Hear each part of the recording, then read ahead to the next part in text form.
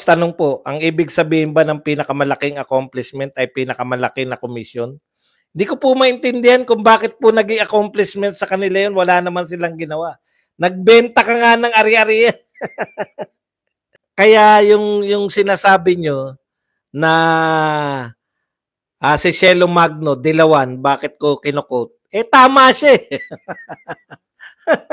Porque ba't Dilawan? Natatandaan nyo po, kahit po si Winnie Monsod, kinukot ko.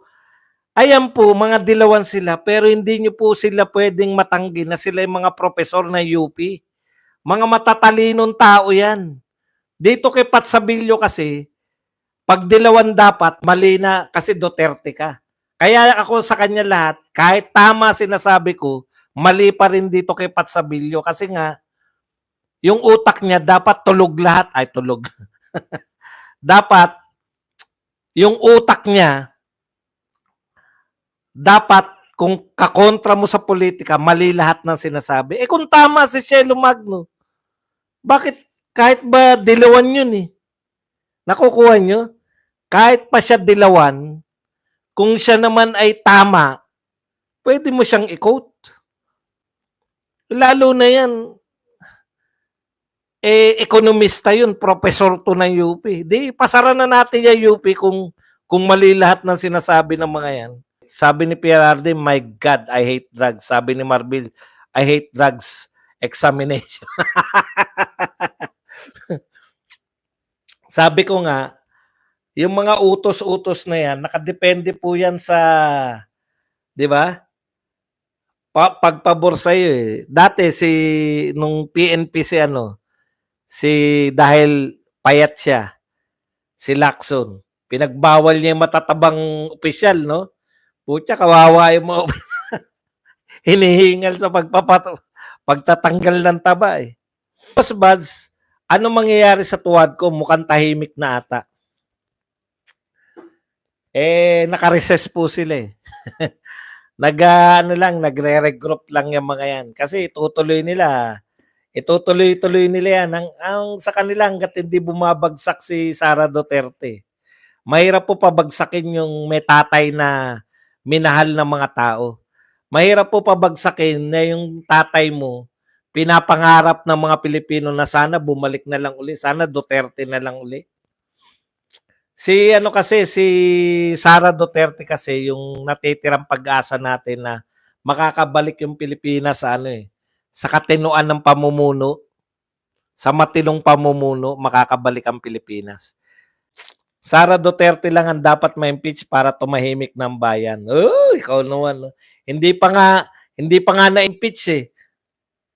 Kabi-kabila na rally.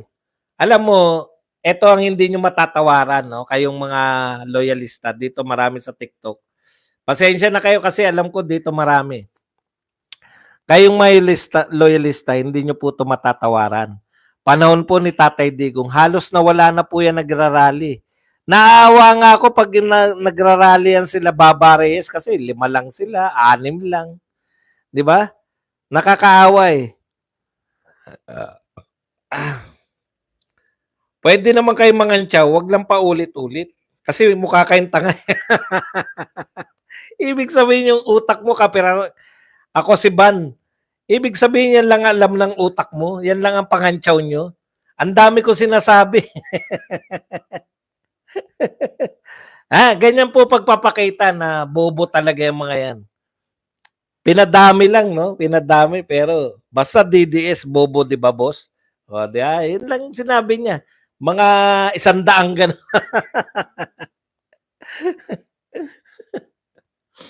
O di hindi ka loyalista, mas tangatak ka talaga, Patsabilyo. Hindi ka na nga loyalista, antindi pa na pagtatanggal mo kay Marcos. Di ba? Yun ang pinakamalupit. Ako, natatangahan tayo. Di ba kayo? Kayo po. Natatangahan tayo sa mga loyalista dahil sa dami na ng wala nga may pagmalaking proyekto eh. DOTR ang pinakamalaki raw nilang project. Privatization na naiya. Project pala yung privatization. Ayan, di ba? Tapos ang pinagmamalaki nila namimigay ng ayuda. Nabububuhan na nga kami, bakit may sumusuporta pa kahit walang maipagmalaking presidente. Sabi pa ni Habilio, hindi raw siya loyalista. Mas malupit ka, hindi ka na loyalista, pinagtatanggol mo pa si Marcos.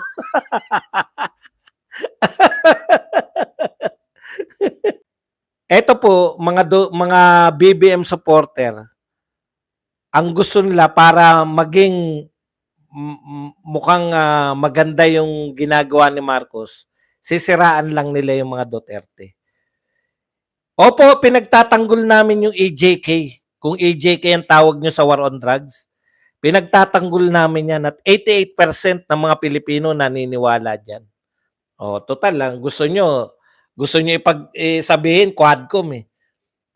Wala lang nagpapasurvey kung naniniwala ba Pilipino sa Quadcom eh. Kasi mawawala kaming pera eh. No?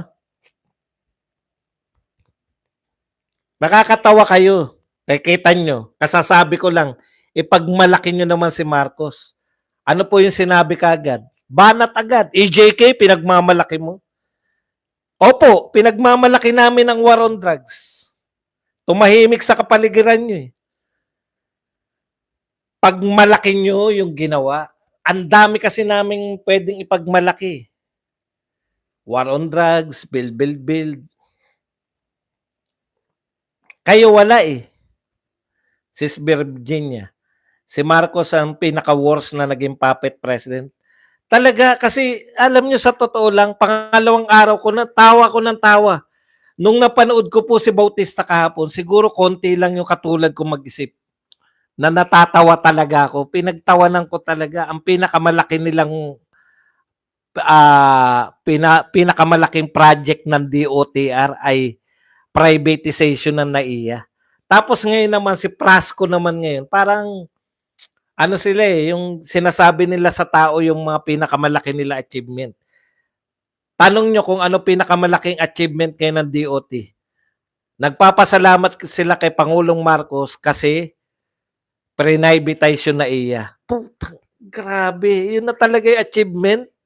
Wala talaga. Asa na yung mga milyon-milyon na 1 million na per year na bahay? Asa na yung 20 pesos na bigas? Kami, 2.5. May Dolomite, merong Sisilix, may Skyway, mayroong lisensya, mayroong doble sweldo. Ang dami talaga. Si Recto nga ang pinagmamalaki. Pinakamataas daw na kinita ngayon. Amoy lumot sa nahiya ko. Yung sasalubong na amoy. Alam mo ba kung ano ang lamon ng amoy ng lumot? Tuwan-tuwa sila sa privatization kahit wala naman pong improvement pa na iya. Natuwa sila dahil hindi na nila hahawakan, hindi nila patatakbuhin. Si Recto pinagmamalaki niya, napakalaki raw kinita ng non-tax. Nung binusisi, ano ba yung mga kinita? Binenta natin na iya. Nakakuha ng malaking pera sa PhilHealth, nakakuha ng malaking pera sa PDIC. Tinaasan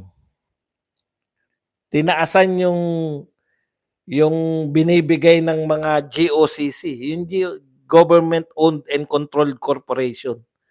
Dating 50% lang pala. Dati, kumita ka ng, pag kumita yung GOCC natin, 50% ng kita, kukunin ng gobyerno, 50% maiiwan for operation.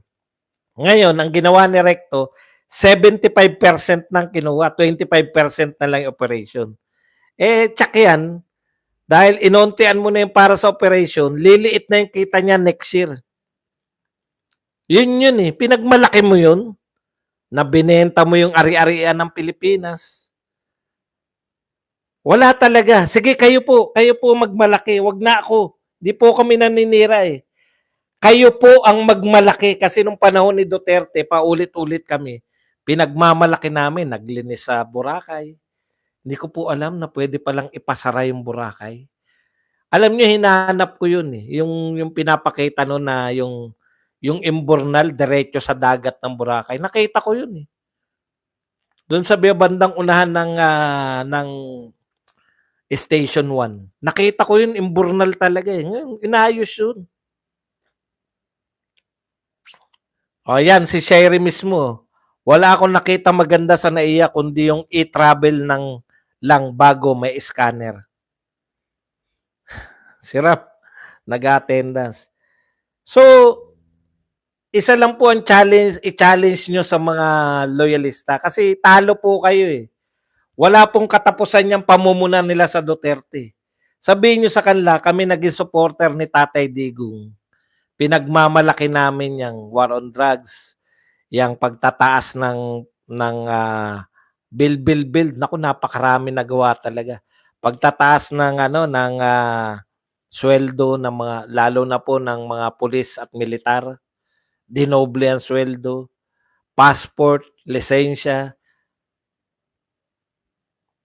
dami.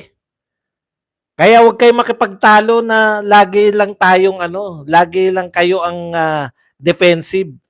Na si Inday, bakit nilustay niya yung Inday lustay. Huwag kayong pumasok doon. Tama na kami. Hindi naman kami namumuno. Kayo naman.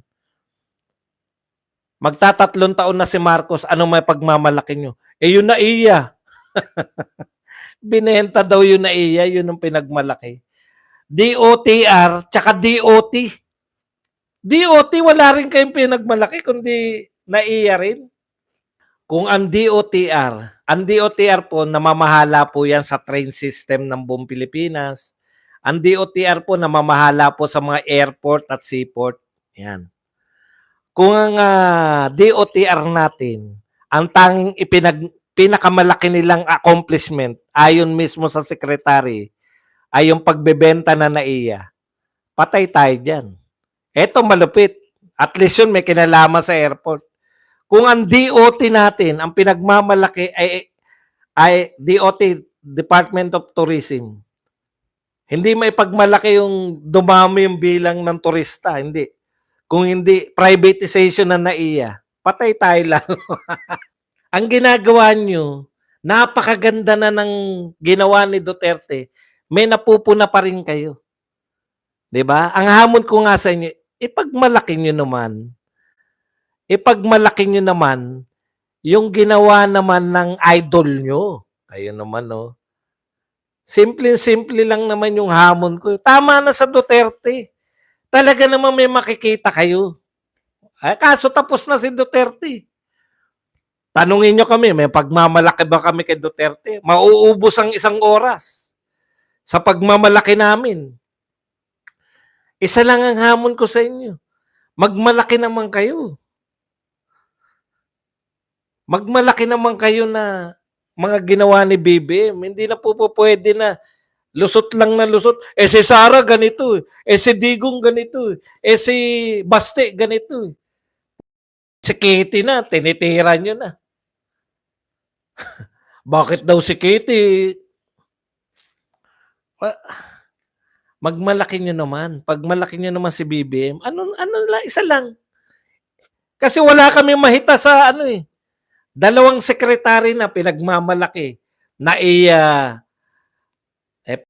pala ng binibenta, yun ang na nga kahulugan ng AKAP? Ayuda para sa kapos palad. Yan. Ayuda para sa kapos palad. So, ang purpose po niyan, para yung mga kapos palad, mabigyan ng ayuda, possibly, matulungan sila sa buhay nila. Tanong, sa tingin nyo ba pag nabigyan ng AKAP yung tao, ganito lang, uunlad kaya siya pag nabigyan siya ng ayudang AKAP? Hindi. Hindi siya unlad. So kung hindi yan ikauunlad ng tao, sayang ang proyekto. Bilyon-bilyon nag-aaksaya tayo ng proyekto. So ang utak ng ating pinuno, pangsandaliang ligaya lang. Alam niyo 'yun? Pansandalian lang. Bakit po, ang tanong, bakit 88% ng mga Pilipino ay sumuporta sa war on drugs. Hindi po yung si Maria Ressa, sabi ni Maria Ressa, 20,000. Ngayon, pagdating dito, nagbago lang presidente, naging 30,000 na. Si Maria Ressa nga, hindi na mapatunayan yung 20,000 niya. Ang official po, 6,000. Ayon po sa PNP. Hindi po, kasama na po ron yung mga hindi nanlaban. Yung mga natagpuan lang na wag tularan.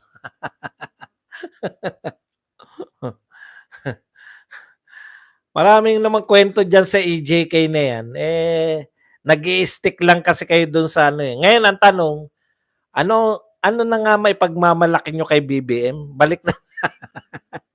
Balik na tayo. Niloloko nyo naman kami. Lagi nyo dinadala kay Duterte. Panis na po yan. Hindi na po ubra sa taong bayan. O, kayo po, ganun nyo po kayong mga kampanya. No? Kay Duterte, eto ang mga accomplishment. Alam ng mga tao yan. Hindi po pwedeng sabihin. Ngayon, ano naman accomplishment ni BBM? Nakakagulat po kasi to eh. Kung ang biggest accomplishment ni BBM ay pagbebenta ng NAIA, ibebenta niya na iba para may accomplishment siya next year. Ano pa kaya ang ibebenta niya next year? Baka ang biggest achievement niya yung ibenta na yung Malacanang. Kaya, kung ganyan po ang kalakaran, at etong yung mga tumatakbo po, mas gusto nila yung walang achievement na kampihan, may tama na po yung kaduduterte nyo. Ipagtanggol nyo naman si BBM, ano na nagawa? Wala.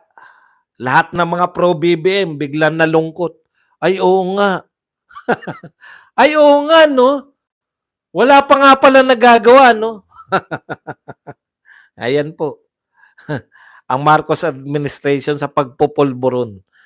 Kadating ko lang, sir, Budong, na high blood ka na ba? Sayang kung na-miss ko, peace, Brad.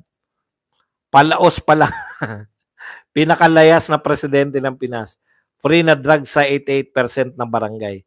Benta ni BBM yung asawa niya mukhang golden boot. Concert king din si Marcos. Meme. Daming meme. Ayuda lang maibida nila. Natupad yung 20 kilong bigas per 1/4. Ay, hindi. Natupad po sa Cebu, di ba? Isang araw lang. Tagatakal pa si Martin eh. Talaga, eto, 20 pesos na bigas. Dito magal, isang araw. Kinabukasan, lugi po kami. Tigilan na po yung kado Duterte, lahat ng tauhan ni Marcos. Duterte, wala na po yan. Ipagmalaki naman ninyo kung ano nagawa ni BBM.